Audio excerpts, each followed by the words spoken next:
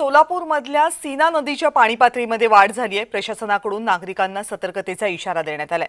Sina नदीवरचे 2 railway पूल ओलांडमध्ये पाण्याची पातळी धोक्याच्या सीमारेषेवर पोहोचले। प्राप्त झालेल्या जे व्हिडिओ समोर आले त्यामध्ये पुढच्या रेल्वे वाहतुकीसाठी सुरक्षित अंतर अत्यंत कमी आहे असं दिसते।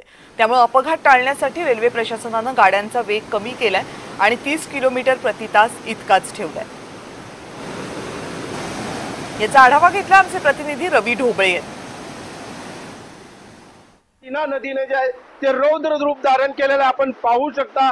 पाणी ज्या पद्धतीने गरम होतं, गरम झाल्यानंतर जसं उकळ्या मारतात त्या पद्धतीने हे दोन्ही ब्रिजला तडकून जे आहे ते पाणी उसळताना आपल्याला पाहायला मिळत आहे। मी सध्या सोलापूर पुणे राष्ट्रीय महामार्गावरील लांबोटी ब्रिजवर आहे आणि कुठेतरी लांबोटी ब्रिजवर पाणी येताना दिसत आहे। ब्रिजवर येण्यासाठी 2 फुटाचं अंतर अवघं बाकी आहे।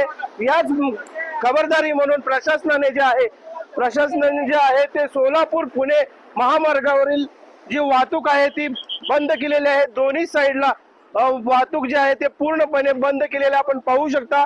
वाहनांच्या जे आहे ते लांबच लांब ज्या रांगा लागलेल्या आहेत, जवळपास 10 किलोमीटर पर्यंत दोन्ही बाजूने जे आहे ती वाहतूक सध्या बंद आहे। आपण पाहू शकता सीना कोळेगाव धरणातील जो विसर्ग सोडण्यात येतो आहे त्यामुळे कुठेतरी याचा थेट फटका सोलापूर जिल्ह्याला बसतानाचा आपल्याला चित्र पाहायला मिळत आहे।